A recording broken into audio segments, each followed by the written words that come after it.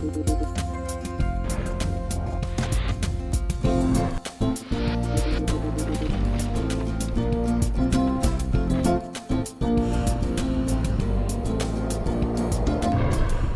de los Ministros, con Patricia Pardo.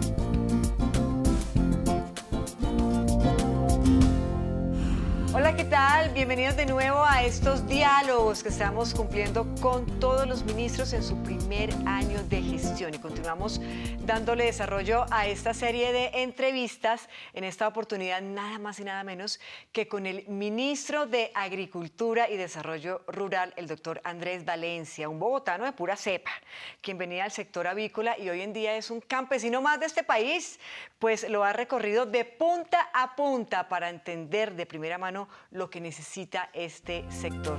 Bienvenidos. Andrés Valencia, ministro de Agricultura, nació en Bogotá, es economista de la Universidad de los Andes y recientemente se desempeñó como presidente de la Federación Nacional de Avicultores de Colombia. Fue gerente comercial de la Federación Nacional de Cafeteros de Colombia, donde también ocupó el cargo de representante para Asia y presidió el Instituto Colombiano Agropecuario, importante trayectoria por la que fue elegido para representar este sector. Le damos la bienvenida al ministro Andrés Valencia. Ministro, ¿cómo ha estado? Muy bien, Patricia, muy contento de estar aquí sentado haciendo esta entrevista para contar todo lo que hemos hecho en estos 12 meses de gobierno. Mucho trabajo, ¿no? Muchísimo trabajo, jornadas extensas, viajes largos y recorriendo el país, que es lo que debe hacer un ministro de Agricultura, tener un contacto permanente con los productores, con los campesinos, oírles, digamos, sus problemáticas y ver cómo podemos atenderlas de la mejor manera. ¿Sigue siendo así de despistado como en el gimnasio moderno? Me contaron que era un poquito despistado. No, pues ¿quién te contó eso? Nada que ver. ¿Era un alumno juicioso? Un alumno normal, digamos que lo que fue los 2 últimos años fueron tal vez años de mejor rendimiento académico que los 2 primeros, pero en términos generales fui un buen estudiante. ¿Qué quería hacer cuando estaba en el colegio?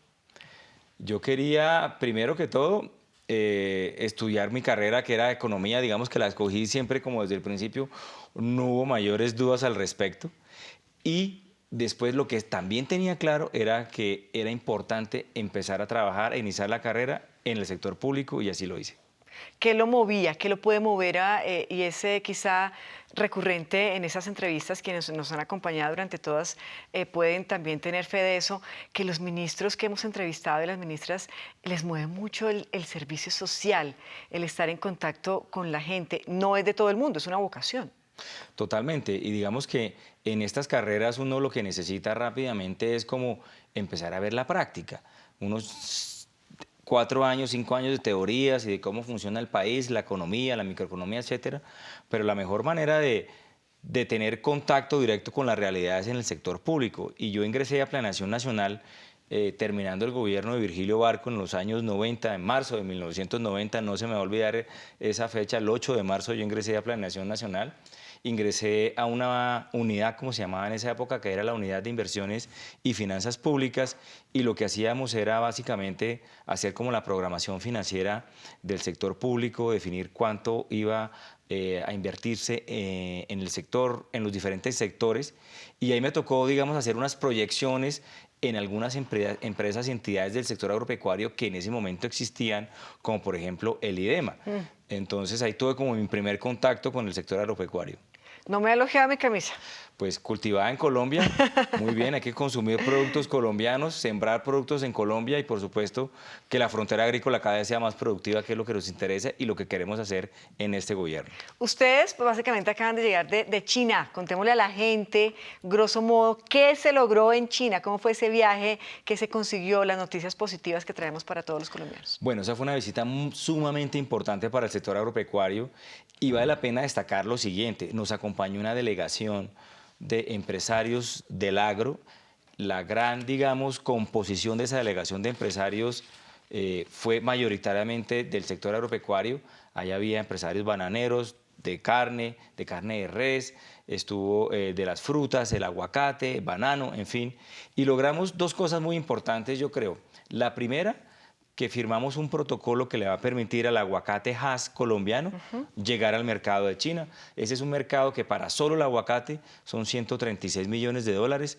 Estaba en este momento abastecido únicamente por Perú, México y Chile, es decir que Colombia viene a ser un cuarto proveedor de aguacate. Ese es un producto que viene creciendo aceleradamente en el país y nosotros tenemos una ventaja, es que ¿no hay estaciones? No tenemos estaciones. Claro, por supuesto. O tenemos unos meses de baja producción, pero no se nos cae a cero y eso permite que tengamos como el café y como el banano todo el tiempo producción. Y ese fue un logro muy importante, resolver cómo debe salir el aguacate, cuáles deben ser las plagas que se deben controlar y evitar. Y ese es un trabajo, digamos, dispendioso, que sin ese trabajo no sería posible exportar el aguacate. Y lo otro es que allá se anunció un negocio entre Uniban, una comercializadora de banano de Urabá, y los importadores de China de banano para empezar a vender 4 millones de cajas de banano.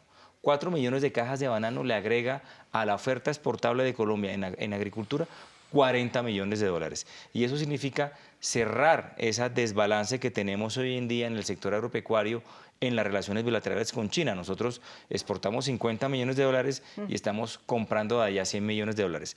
Con estos 40 que agregábamos en banano, podemos ir cerrando esa balanza comercial negativa que teníamos. Además es un mercado gigante, o sea, estamos hablando de China. China es un mercado que tiene 1.400 millones de personas. China es el primer productor de carne de res, el primer productor de carne de cerdo, el primer productor de banano. Es un gran productor, por ejemplo, de productos lácteos, de maíz, de sorgo, de soya, pero son tantos que necesitan, por supuesto, abastecerse del mercado internacional. El año pasado China importó 126.000 millones de dólares en agricultura. ¿Cómo no vamos a estar allá? Lo vimos también en días pasados en Agroexpo con canasto en mano, básicamente, ¿no? Despachando desde esta feria tan importante. ¿Cómo le fue despachando desde allá? Bueno, Patricia, hicimos una presencia institucional muy grande en Agroexpo. Estuvimos las 2 semanas allá metidos. Hicimos una jornada de un mercado campesino. Nosotros tenemos un programa bandera que se llama Cosecha y Vende la Fija, que seguramente vamos a hablar de él más adelante. Hicimos ese mercado campesino, hicimos además una rueda de negocios de agricultura por contrato, donde logramos negocios potenciales por cerca de 4.000 millones de dólares. Hicimos una cumbre con los ministros de Defensa, de Trabajo, de Educación, de Comercio, de Transporte, para contarle a los colombianos que la política de desarrollo rural no solamente está en cabeza del ministerio, sino que está en cabeza de otros ministerios en materia de vías, en materia de educación, en materia de viviendas, en materia de seguridad. Hicimos además una cumbre con todos los gremios agropecuarios. Yo me senté de panelista, les preguntaba, ellos me contestaban y tuvimos un diálogo muy productivo sobre las necesidades hacia adelante, sobre el futuro del sector agropecuario.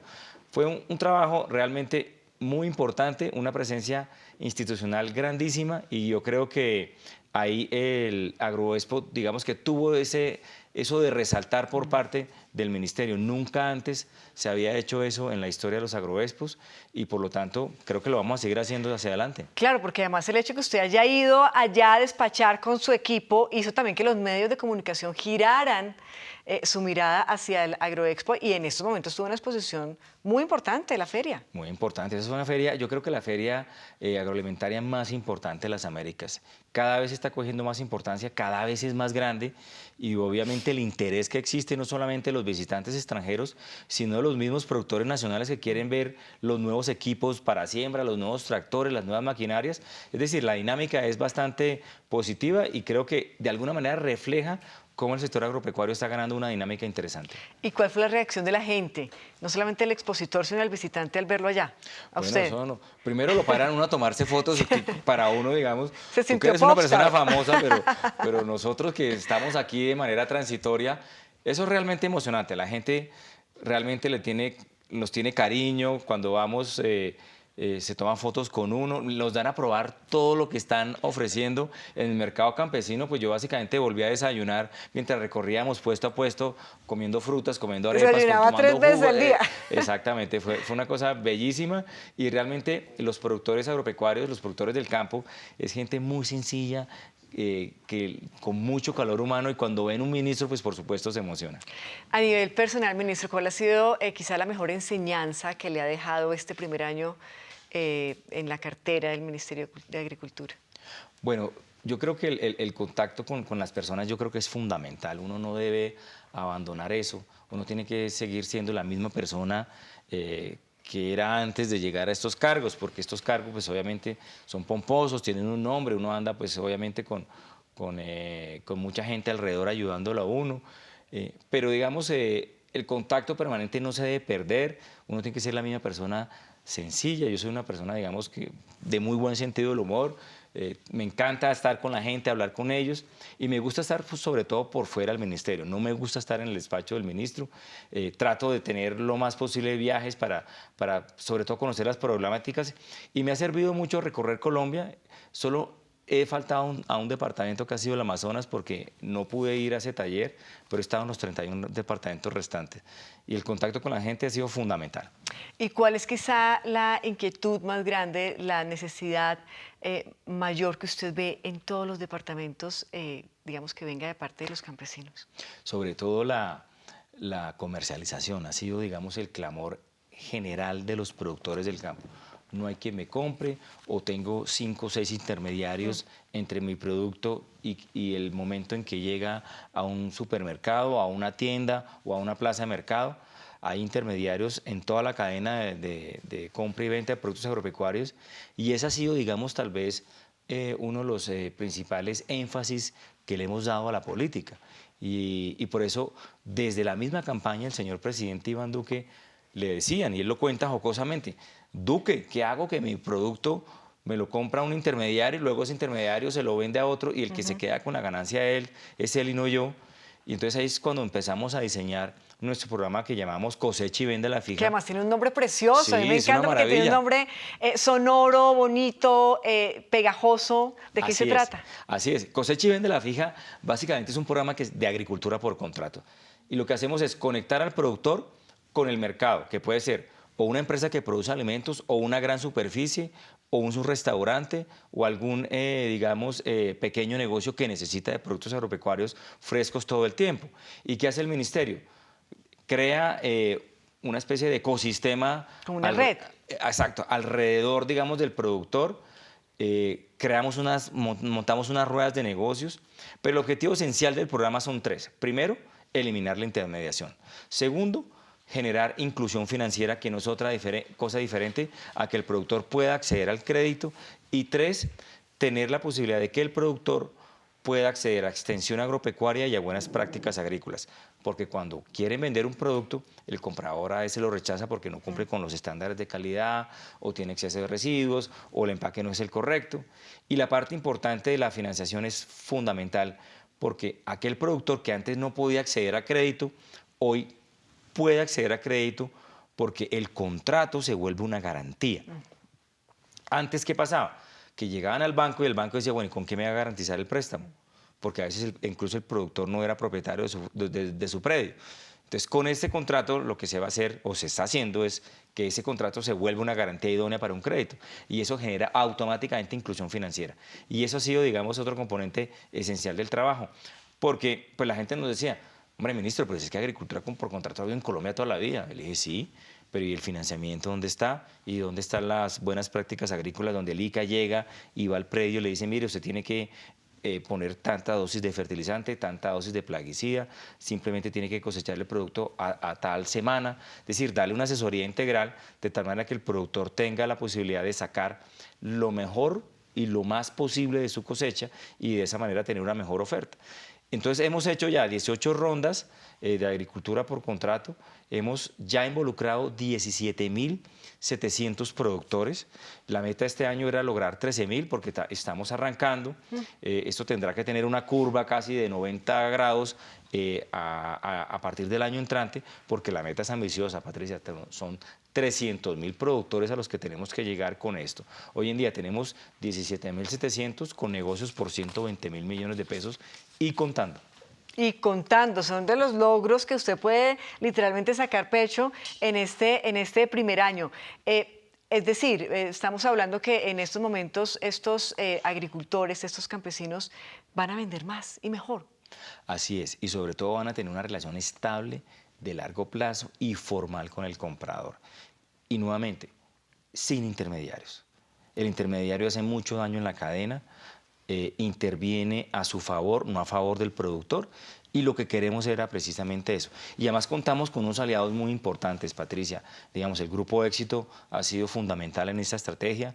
Tuvimos una reunión a comienzos del año con el presidente del Grupo Éxito, con el doctor Carlos Mario Giraldo, y nos dijo una vez, en un momento de esa reunión, no tenemos pescado. El Éxito no tiene forma de acceder, por ejemplo, a una oferta de pescado de mar o de acuicultura. Y con el programa de agricultura por contrato logramos vincular rápidamente a 250 pescadores artesanales de Tumaco que hoy están vendiendo a través de una comercializadora al Grupo Éxito. Y esas son historias de éxito de este programa, claro, que le han permitido a productores que antes no tenían o no tuvieron la posibilidad de acceder a una gran superficie como esta, poder acceder gracias a este programa. Para los televidentes que están ahí conectados y que de pronto quieren saber cómo acceder a ese programa, ¿qué tienen que hacer? Simplemente estar atentos a las fechas de las ruedas de negocios. El Ministerio ha dispuesto una página dentro un micrositio dentro de la página web del Ministerio, donde además está el contador, y nosotros solamente metemos en el contador productores que hayan firmado los contratos y tenemos, digamos, los datos de los contratos. Es decir, no simplemente es que fuimos a una rueda de negocios y fueron 100 productores y ya esos 100 quedaron ahí, no. Una vez se concretan los negocios, quedan incorporados en el contador.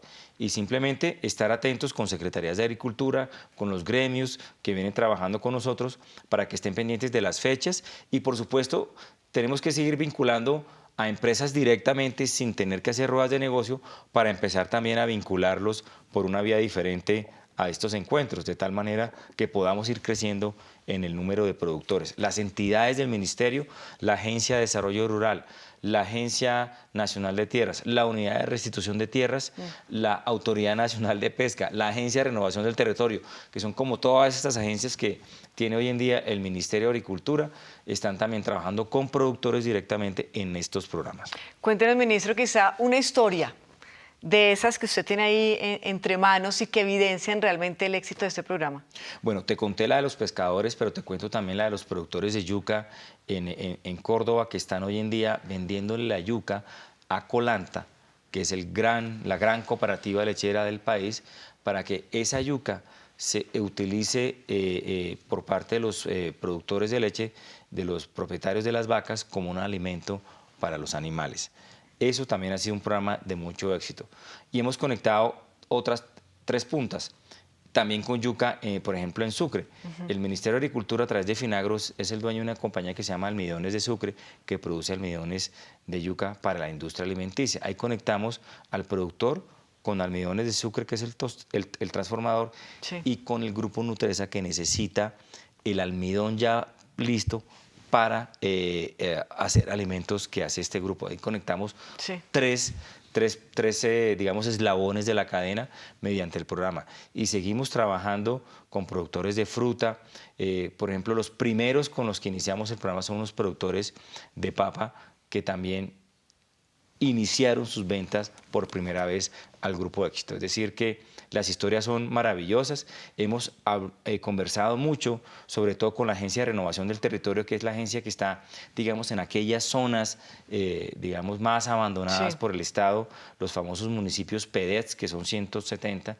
La agencia nos ha puesto cerca de 3.500 productores de sus zonas, de esas zonas, digamos, abandonadas, en agricultura por contrato, productores de ellos, mayoritariamente productores de leche.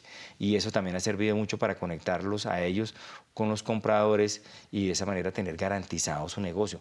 Porque de alguna manera en aquellas zonas a veces es difícil que las grandes comercializadoras de productos lácteos lleguen, entonces ahí los ayudamos a conectar a través de la agencia, y ha sido también una historia bellísima de, digamos, de agricultura por contrato. Yo creo que este programa es el favorito del presidente. Cada vez que vamos a un taller, él lo promociona, y nosotros del Ministerio, como te digo, tenemos la gran responsabilidad de seguir aglutinando para llegar a 300.000. Historias de éxito que llegan gracias al Ministerio de Agricultura. Los invitamos a ver una más. Mi nombre es Elizabeth Ochoa. Con este proyecto Coseche y Venda a la Fija, para nosotros ha sido de mucha importancia porque nos ha dado a conocer un mercado que no teníamos conocido. Y con este proyecto hemos aprendido no solamente a hacer un negocio, sino a mejorar la calidad de la atención en los animales. Una cosa muy importante y sobre todo porque nos hizo asociar, que es también otro punto importante porque asociados podemos llegar a mejor escala de vida, podemos encontrar mejores oportunidades, mejores apoyos. Nos ha dado la oportunidad de dejar de ser aquellas personas que vendíamos, nos acaparaba, como dice uno, el pulpo, el que más tenía y prácticamente uno no ganaba nada. Pero hoy hemos aprendido una gran lección, ya tenemos cómo vender nosotros directamente nuestro producto. A nosotros nos ha despertado un deseo futuro. No es quedarnos aquí comenzando, sino que podamos seguir creciendo. También nos brinda la seguridad de que las familias que están aquí en este momento asociados podrán tener una mejor calidad de vida, abriendo mercados en diferentes partes y también con un sueño de poder montar aquí en la costa o aquí en este municipio un restaurante donde podamos expender comida de ovino. Así que le damos las gracias primeramente que todo a Dios por la oportunidad de vida que nos ha dado de poder obtener este proyecto. Gracias al gobierno colombiano porque se tomó este trabajo de buscarnos, de encontrarnos, de asociarnos, porque de verdad es que si no se hubiera permitido, pues nosotros no hubiésemos podido llegar hasta donde estamos en estos momentos. Hoy tenemos otra calidad de vida. Qué bonito cuando ve uno estas historias, realmente, ministro, como que se le mueve el alma. ¿Qué piensa? ¿Qué siente usted? Pues mucha emoción, sobre todo que un programa que vimos nacer, que creamos desde el ministerio, que lo lanzamos el 5 de diciembre en Boyacá con la presencia del señor presidente y había muchos campesinos ahí en Sogamoso y ver cómo hemos venido evolucionando desde diciembre cuando firmamos los primeros contratos delante del señor presidente. Recuerdo que firmamos unos contratos de papa, de yuca, los primeros de yuca y ver pasar de 2, 3 contratos que firmamos en ese momento a casi 17.700 que tenemos hoy, pues realmente da mucha emoción y realmente demuestra que el programa funciona, que el programa sirve y que tiene mucho interés desde las dos puntas, productores y compradores. A usted no le queda tiempo para ir a hacer mercado, pero ¿en la casa es el mercado en la plaza o en el supermercado? En el supermercado, pero cuando vamos a las plazas, que nos toca ir bastante en este trabajo, pues compramos cositas y claramente recibir el producto fresco directamente del productor causa mucha emoción. Emoción y buenas noticias, buenos logros es lo que hoy nos está contando el ministro de Agricultura, el doctor Andrés Valencia. Una pausa y ya volvemos. Importantes regiones de Colombia necesitan que todos trabajemos conjuntamente para transformarlas y garantizar los derechos de la gente. Las zonas futuro permitirán sustituir las economías ilícitas por lícitas, impulsar la legalidad, el emprendimiento y la equidad, cambiando vidas. Para lograrlo, aceleraremos en esas zonas la implementación de los planes de desarrollo con enfoque territorial PEDET y garantizaremos la acción unificada del Estado. Entre todos debemos determinar de construir la nación y el Estado en Colombia. Zonas Futuro, construyendo, transformando, preservando. El futuro es de todos. Gobierno de Colombia. Tú eres uno de los héroes de este país, en el que a pesar de los dolores, el bien siempre germina. Tú, héroe del trabajo duro, incansable batallador que avanza y hace avanzar al país. Ayer, hoy y siempre. Oh, gloria inmarcesible. Oh, júbilo inmortal. Bicentenario de la Independencia. Una celebración para 48 millones de héroes que, como tú, trabajan y trabajarán para construir en estos 200 años que vienen un mejor futuro para el país. La nueva historia la escribimos todos juntos. Empecemos ya. ¡Pa' adelante, Colombia! Más colombiano que nunca. El futuro es de todos. Gobierno de Colombia.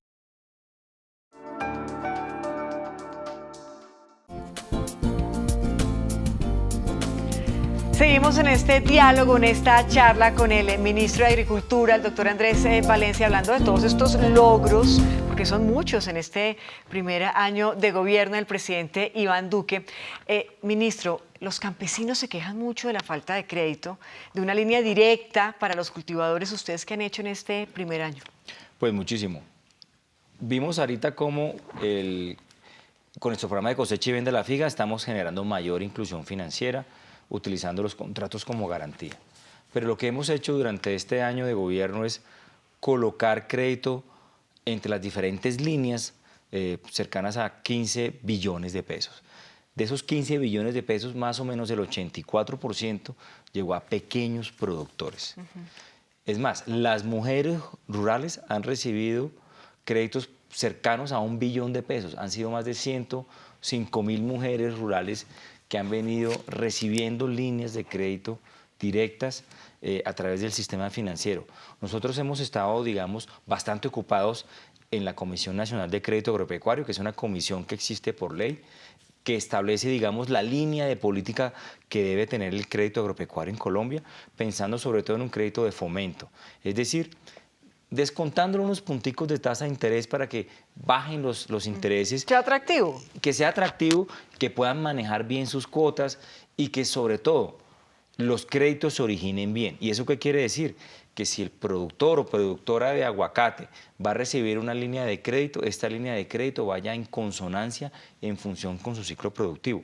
No podemos dar una línea de crédito para aguacate cuyo primer aguacate, su primera fruta, va a salir al cuarto o quinto año, pues la línea de crédito no puede incorporar el pago de la primera cuota al mes siguiente de aprobado el crédito, porque si no, no habrá con qué pagarlo. Entonces, hemos venido primero evolucionando en que los créditos correspondan muy bien al ciclo de negocio. Segundo, acelerar la velocidad de aprobación del crédito, sobre todo con el Banco Agrario.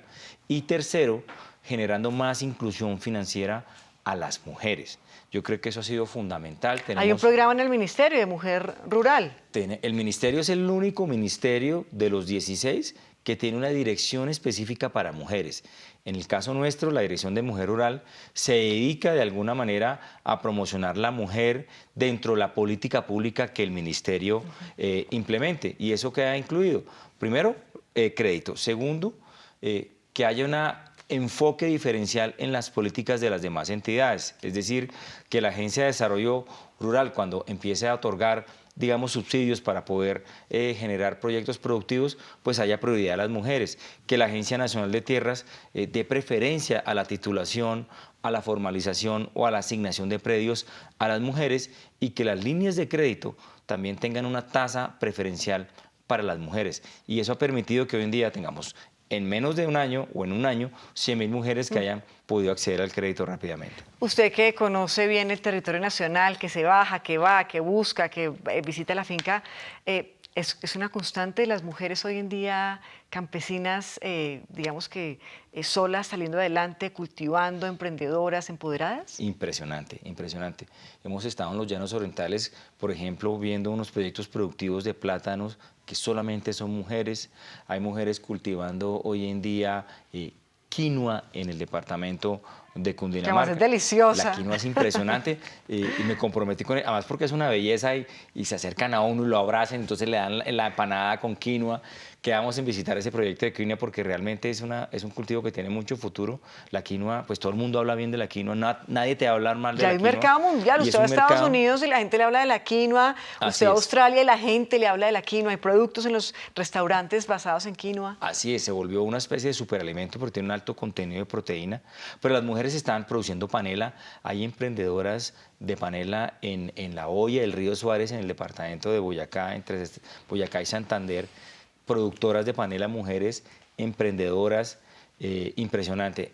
Hay muchas mujeres cafeteras, cerca del 30% de los productores de café hoy en día son mujeres, además son mujeres cabeza de hogar. Es decir, de ellas depende el sustento de su hogar a partir de la producción de productos agropecuarios. Es decir, que en Colombia las mujeres están muy presentes en el campo y son fundamentales a la hora de generar ingresos en sus hogares. Historias de mujeres como la que vamos a ver a continuación, la historia de una colombiana que se apalanca literalmente en su negocio gracias al Ministerio de Agricultura. Mi nombre es Gladys Esther Guzmán Lobo.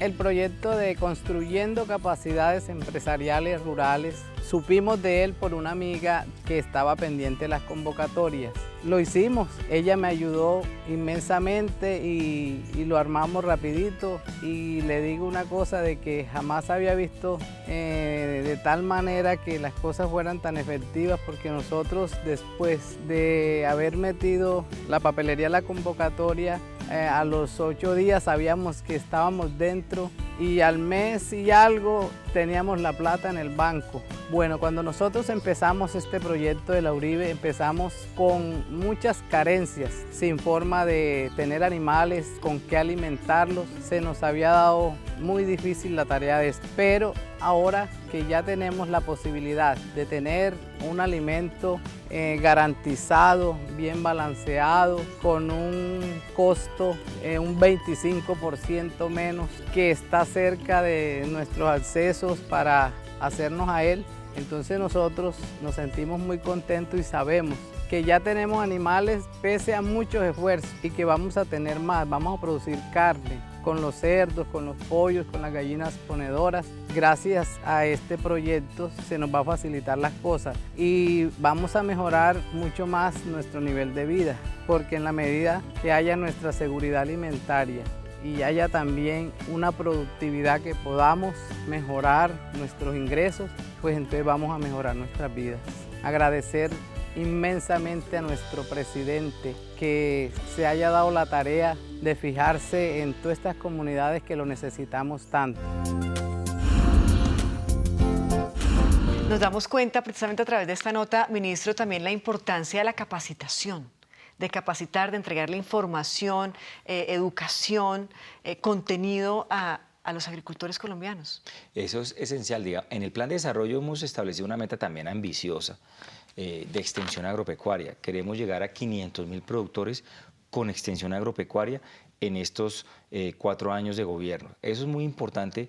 ¿Por qué? Porque a veces los productores agropecuarios se dedican a criar animales o a producir productos y a veces tienen problemas que el producto se les dañó, o que el animal, por ejemplo, no ganó suficientemente peso, o que la ave ponedora, usted que es avicultora, no está poniendo un huevo diario, sino un huevo cada 30 horas.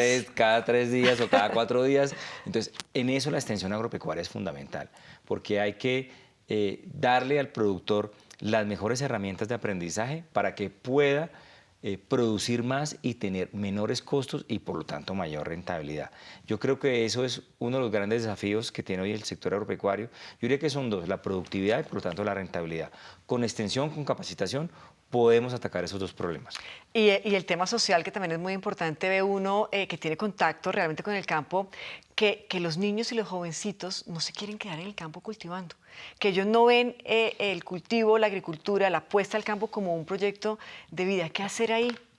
Ahí, ese es un gran desafío también que se tiene. La población en el campo se está envejeciendo, cada vez es más difícil conseguir una mano de obra para poder, por ejemplo, recolectar café, o para poder, por ejemplo, recoger los pollos cuando terminan su ciclo productivo y llevarlos a la planta de beneficio.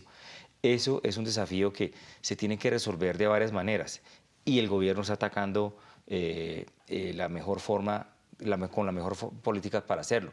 Primero, se van a invertir 227 billones de pesos en las zonas rurales entre las diferentes carteras para atender el campo colombiano.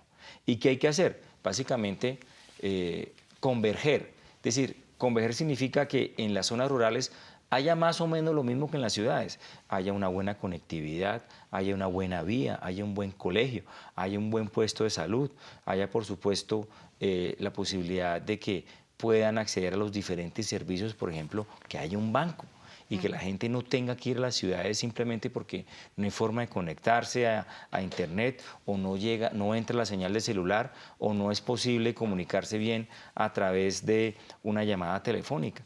Y esas inversiones que se van a hacer en el marco del plan de desarrollo van a permitir que esa convergencia llegue y saquemos de la pobreza a la población del campo. En el plan de desarrollo hay unas metas ambiciosas también en eso: sacar a 800.000 personas de la población rural de la línea de pobreza, sacar a 600.000 de la pobreza extrema y sacar a otras 600.000 de la pobreza monetaria. ¿Eso qué quiere decir?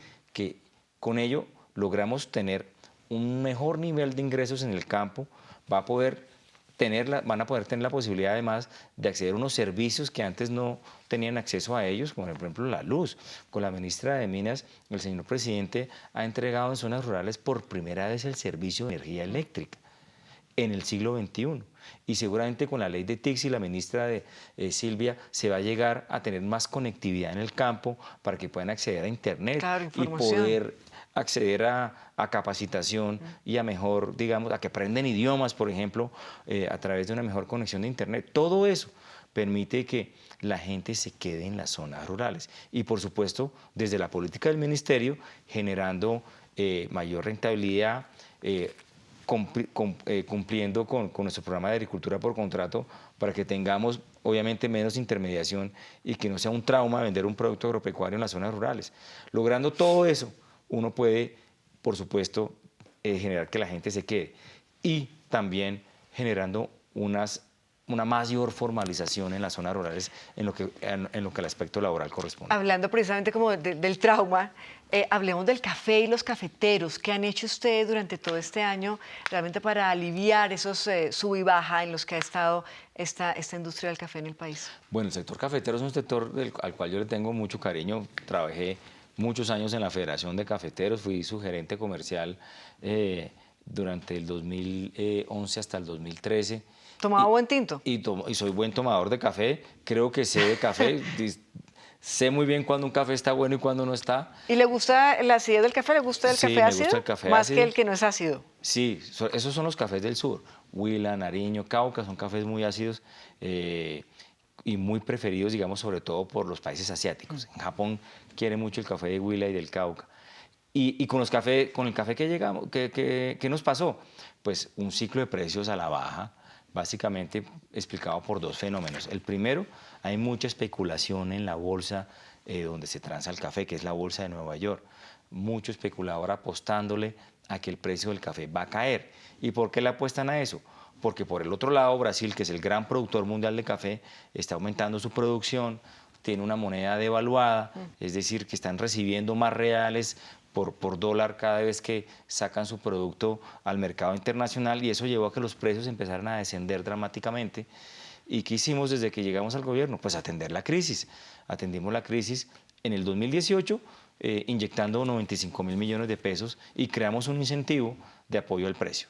Y en el 2019 agregamos otro recurso adicional para completar un total de 255.000 millones de pesos con el fin no solamente de atender un apoyo al precio, sino también atender un subsidio de fertilización para la renovación de cafetales y dar también un recurso para bajar tasas de interés y que los cafeteros tengan acceso a una línea de crédito para diversificación de cultivos. Pero precisamente de cara al café se une a esta entrevista la gerente de nuestro canal regional Telecafé, quien le tiene la siguiente inquietud.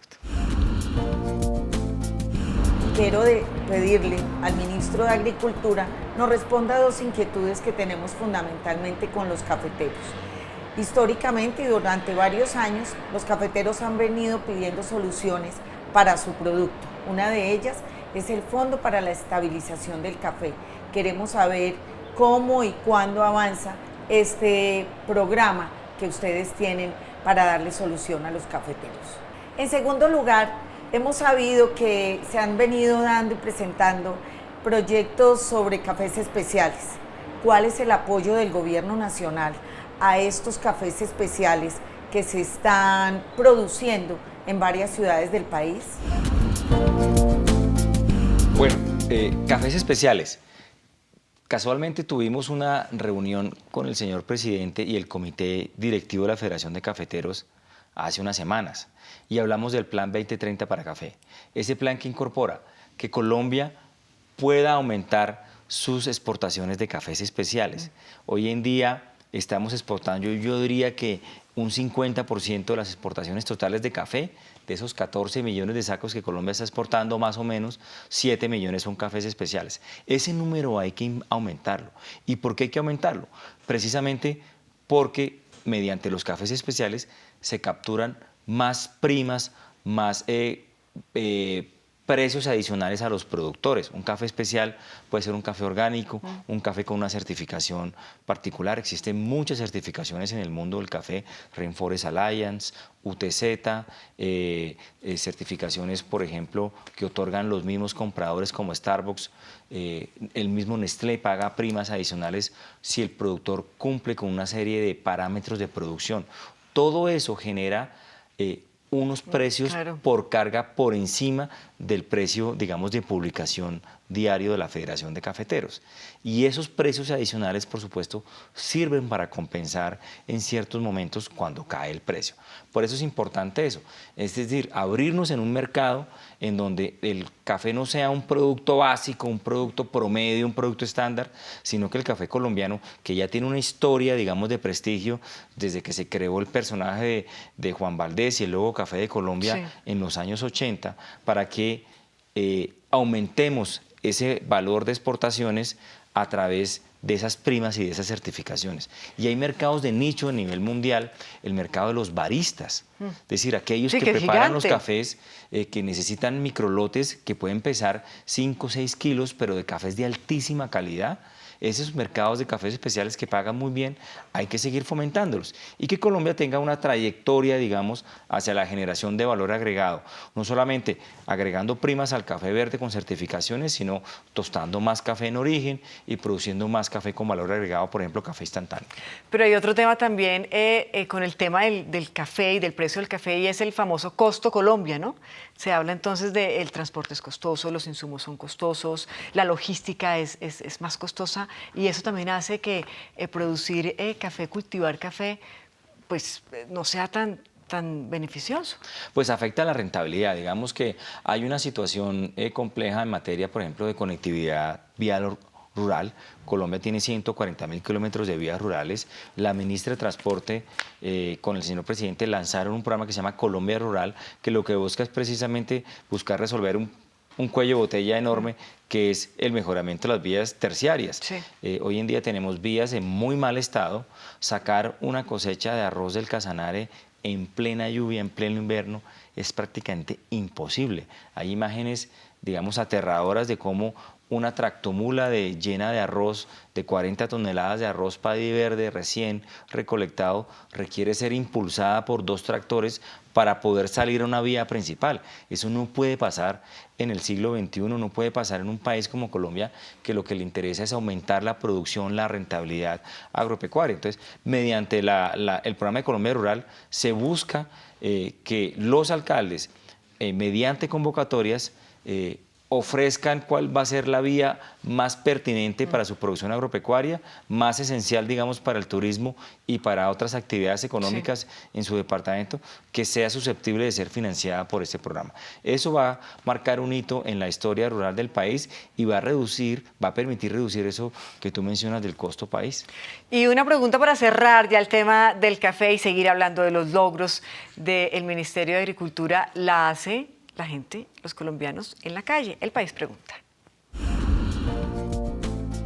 Señor ministro, mi nombre es Gladys Guevara. Quería hacerle una pregunta. En el tema del café, ¿la especulación en bolsa es lo que nos está afectando? Ministro. Bueno, una de las cosas que viene pasando con el precio internacional del café es precisamente la especulación. Y lo mencionábamos anteriormente. Los especuladores, unos actores que tienen una gran cantidad de dinero, que buscan dónde, en qué mercado invertir, entonces le apuestan a que los precios o suban o a que los precios bajen. ¿Y eso qué quiere decir? Que básicamente en un punto de precio, por ejemplo, hoy el café debe estar alrededor de los 96, 97 centavos de dólar por libra. Esa gente empieza a vender contratos de café, contratos de un café que no tiene. ¿Y por qué buscan vender ese café? Para que empiece a bajar el precio. Y empieza a bajar el precio es que cuando el café baja de 97 centavos a 90 centavos, vuelven y compran esos contratos y se ganan la diferencia en la caída. Y eso es lo que viene pasando. Y últimamente lo que hemos visto es que la posición de esos especuladores cada vez es más grande. Estamos hablando de que existen más de 110.000 contratos de café en la bolsa de Nueva York, apostándole a que el precio va a seguir deteriorándose. Y eso, pues, por supuesto, está afectando la rentabilidad de los productos de café a nivel mundial. No es un tema exclusivamente de Colombia. Esa apuesta a la caída de los precios, pues, obviamente, a veces se ha visto, digamos, reducida por situaciones climáticas en Brasil. Hubo algunos rumores de que Brasil iba a haber o tener una helada, y eso, de alguna manera, empezaron los especuladores como a volver a comprar sus posiciones y cerrarlas. Pero lo que estamos viendo hoy es una fuerza especulativa muy grande que es inevitable, porque pues nosotros no, como colombianos, somos formadores del precio, tenemos que estar sometidos a esas reglas de juego, y lo que se ha buscado precisamente es primero hacer una denuncia, digamos, a nivel mundial de lo injusto que son los precios que hoy se pagan por el café, no solamente de Colombia, sino los cafés de otros países. El señor presidente en la próxima Asamblea General de las Naciones Unidas va a hacer un llamado a los líderes mundiales productores de los países productores de café para que hagamos algo entre todos los países para ver cómo generamos un mejor precio para los productores de café, que es el labón más importante en la cadena, pero el que menos remuneración recibe. A veces nos quedamos, ministro, con la simple noticia y no nos sentamos como país a pensar cómo viven los ministros, los equipos negociadores, crisis tan importantes o tan graves como el anterior paro campesino de comunidades, la minga indígena que sucedió en marzo pasado aquí en nuestro país. Usted estaba en el equipo negociador, ¿cómo vivió esos días? Bueno, a mí me tocó atender directamente la situación en Nariño, y fue un evento, digamos, yo diría especial desde el punto de vista del rol que tiene que hacer uno como ministro. Yo me senté con un equipo del ministerio que me acompañó y hablamos con 3 comunidades indígenas, una muy grande que es los Pastos y los Quillacingas. Ellos son unos indígenas, digamos, emprendedores, son productores de productos lácteos, producen papa, pero venían, digamos, arrastrando una serie de promesas incumplidas de gobiernos anteriores, y el diálogo con ellos era importante porque teníamos que impedir a toda costa que el departamento de Nariño quedara aislado. Claro. Ya estaba siendo aislado desde el cierre de la Panamericana en el departamento del Cauca, que aisló, pues, digamos, hacia arriba el departamento y hacia abajo. Nariño no podía, digamos, traer sus productos hacia el departamento del Valle, que es su mercado natural. Sí. O una parte la dejaban en el departamento del Cauca, pero el departamento natural de compra y el mercado natural de compra para la papa nariñense y para la leche de Nariño, es el Valle. Es el Valle del Cauca. Entonces, y por otro lado, digamos, teníamos que evitar que se cerrara también la frontera con Ecuador y que se cerrara la vía hacia el puerto de Tumaco, que era como un canal que se estaba teniendo para el suministro de combustibles en ese departamento. Entonces nos reunimos con los Pastos y Quillacingas, con los Camagüari, con los Aguacamagüari, y resolvimos, digamos, esos incumplimientos que históricamente se habían tenido con ellos. Creo que fue una buena negociación, evitamos que se cerraran las vías y de alguna manera logramos que sus preocupaciones fueran atendidas bajo la instrucción siempre impartida por el señor presidente de cumplir lo cumplible, no seguir prometiendo, no ofrecer recursos que no se tenían, y todo esto se hizo, digamos, dentro del marco fiscal de mediano plazo del gobierno, del ministerio, y por supuesto dentro de los compromisos que ya se habían asumido y acordado con esas comunidades en el plan de desarrollo. Pero a nivel humano, como ser humano, ¿qué aprendió usted, Andrés Valencia, de este hecho? Digamos, sobre todo, a tener mucha paciencia. Estas negociaciones son de paciencia, y una posición negociadora en donde se quiera, digamos, reventar por, digamos, la paciencia, pues puede llevar al fracaso. Y en ese sentido, con mucha paciencia, mucha tranquilidad, y argumentando muy bien, sobre todo, y transmitiendo muy bien el por qué ciertas peticiones no se pueden cumplir. Yo creo que eso es el secreto de todo esto, y como te digo, Patricia, fundamentalmente haber tenido mucha paciencia. Eso sirvió para todo esto. ¿Y cómo se logra? ¿Usted medita, hace yoga, se concentra, lee? En realidad, ¿cómo logra tener paciencia y sobre todo tanto respeto también para este manejo que se dio por parte del gobierno? Pues digamos, yo he sido una persona paciente siempre, digamos que ese atributo como que ya venía en el empaque, pero digamos, no, yo no medito ni hago esas cosas. Yo hacía mucho deporte antes de ingresar al ministerio, pues corría mucho, pero digamos que eso me sirvió también, porque digamos, por ejemplo, correr es un deporte en donde uno está solo. Y digamos, uno mientras corre cantidades de kilómetros, porque yo pues corrí la media maratón de Bogotá antes de posicionarme como ministro. La pasada no la corrió, ya no estaba preparado. Esta no alcanzo ni a correr 6 kilómetros, pero digamos, la anterior a la del 2018, pues son 20 kilómetros en donde uno piensa muchas cosas, y eso de alguna manera también es como una especie de meditación, pero a través del ejercicio. ¿Extraña correr? Sí, mucho. Digamos, estoy retomándolo otra vez con pocas distancias. Estoy sumamente lento, pero bueno, ahí vamos. ¿Cuánto se está corriendo? ¿Cuántos kilómetros? Más o menos 6 kilómetros cuando estoy saliendo. ¿Qué pasó? No, eso, digamos, yo estoy... ¿5? ¿6? No, ojalá. Digamos, estoy corriendo más o menos entre 6,5, 6:40 el kilómetro, cuando yo estaba corriendo a 5 minutos el kilómetro. Ya para despedir a la pausa, nos queda un bloque todavía. ¿Qué música escucha cuando corre, ministro? Nada. Ah, ¿usted no escucha música? No, nada, digamos. Porque hay unos que dicen que realmente cuando se escucha música como que se consigue más energía, se potencializa un poco más como el paso. No, digamos que prefiero no escuchar nada y estar concentrado en lo que estoy haciendo. Se escucha a sí mismo. Una pausa y ya volvemos con el ministro de Agricultura, el doctor Andrés Valencia.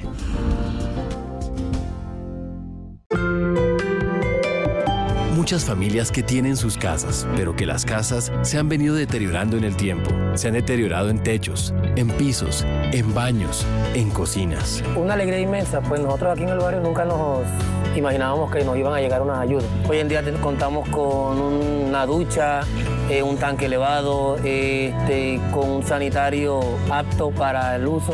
Es un hecho. En el primer año de gobierno hemos beneficiado a más de 61,000 hogares con el programa Casa Digna, Vida Digna. Aquí estamos y para adelante vamos. Si tú o tu comunidad tienen un emprendimiento social que cree oportunidades, transforme realidades e impacte socialmente en su desarrollo, te invitamos a participar de la convocatoria Recon. Graba un video de máximo 2 minutos en el que presentes tu emprendimiento social y respondas a las siguientes preguntas. ¿Qué te llevó a crearlo? ¿Cómo impacta tu emprendimiento social en tu comunidad? ¿Qué sueñas que suceda con tu emprendimiento social? Regístrate en www.reconcolombia.org y sube tu video. No te quedes sin participar. Las mejores iniciativas serán premiadas. Recon, construyendo un futuro distinto.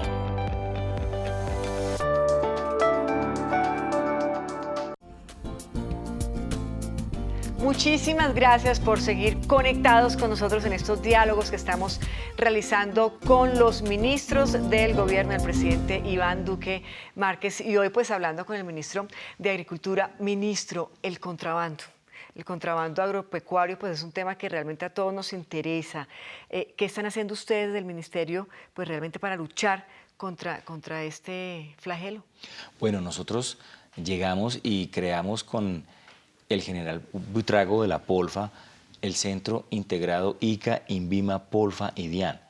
¿Y qué hicimos? Pusimos un puesto 24 horas en la oficina central del ICA que está monitoreando el ingreso de mercancías al país por los diferentes pasos de frontera, por los diferentes puntos fronterizos, y eso nos ha permitido detectar movimientos irregulares de mercancía.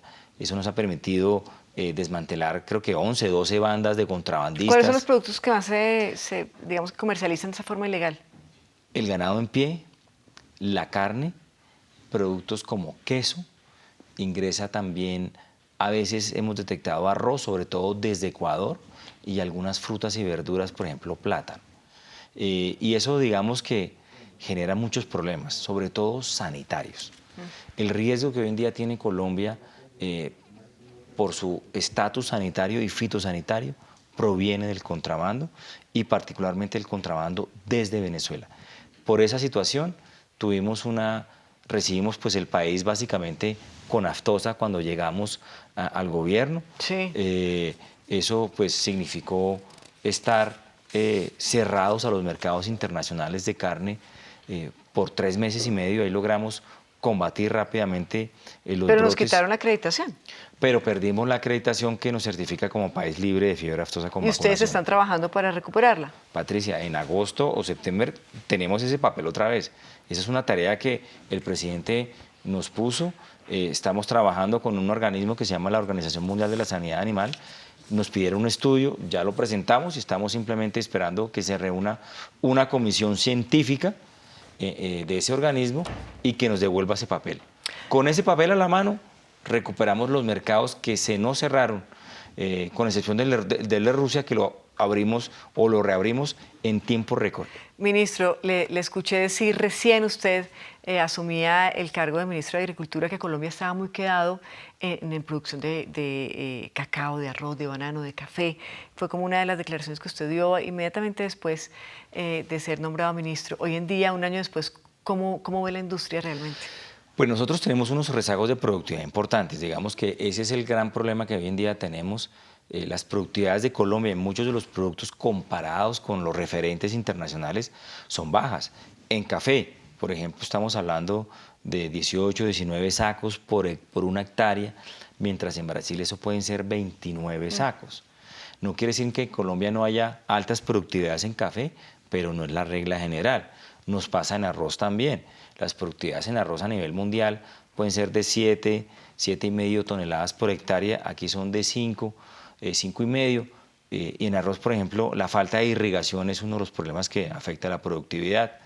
En leche, los grandes países productores de leche como Nueva Zelanda, una vaca te produce 30 litros de leche al día y aquí en promedio nacional una vaca está produciendo 4 litros. Obviamente la lechería especializada de Ubaté, de la Sabana de Bogotá, llega a tener las productividades de Nueva Zelanda, pero no los mismos costos. Entonces sí hay unos rezagos en productividad que es conveniente resolver. ¿Y cómo se resuelve? Utilizando semilla certificada, sembrando los suelos que corresponden, en las épocas que corresponda y utilizando además un paquete tecnológico que ofrezca mejores condiciones para el productor. Y eso lo estamos buscando hacer a través de un plan de ordenamiento productivo, que es buscar más productividad y al mismo tiempo sembrar en los momentos que corresponda, con la semilla y dando incentivos a los productores de menores tasas de interés y sembrar con semilla certificada, de tener una prima de seguro agropecuario más barata si tiene, por supuesto, una siembra en un suelo adecuado. Es decir, dándole al gobierno la responsabilidad de enviar las mejores señales para que el productor no se le vaya la mano tampoco sembrando excesos de hectáreas. Ministro, ya nos queda un último segmento en el que tratamos pues como de conocer un poco más su punto de vista frente a la vida, pero también obviamente sus logros y sus obsesiones en su cartera. Preguntas muy rápidas y respuestas concretas. ¿Listo? Listo. Un acierto, ministro. Sin duda, nuestra política de cosecha y venta a la fija. Un éxito. Un éxito, yo creo que nuestra política de crédito. Un avance. Sin duda, lo que tiene que ver con desarrollo rural. Una obsesión. Yo creo que la productividad. El campo colombiano en Colombia tiene que ser más productivo. Una frustración. Colombia es un país muy grande, con muchas necesidades y todos quieren todo al mismo tiempo. Un sueño. Que Colombia sea un gran exportador de productos agropecuarios. Y por último, un desvelo. Un desvelo. Yo creo que la posibilidad de que tengamos una política de tierras que genere seguridad jurídica. ¿Cuántas horas al día trabaja? Nosotros estamos trabajando, yo diría que entre unas 14 y unas 15 horas. ¿De lunes a sábado? De lunes a sábado. ¿Y el domingo qué hace? Dormir. ¿Ya ni cine? Cine a veces, pero el domingo, digamos, me despierto más temprano, más tarde de lo habitual, trato de salir a correr. El domingo siempre estoy corriendo. Y un cinecito, un restaurante, en fin, estar con la familia que es el único día en que uno tiene para estar con ellos. Ministro, muchas gracias por haber estado aquí, pero también por dedicarle su tiempo a servirle al país. No, Patricia, a ustedes por la invitación, muy contentos, muy orgullosos de trabajar con este gobierno y seguiremos para adelante. Seguimos hablando de los logros de este primer año de gobierno del presidente Iván Duque en la voz de los ministros. A ustedes muchísimas gracias por haber estado con nosotros. Nos encontramos en una próxima oportunidad. Adiós.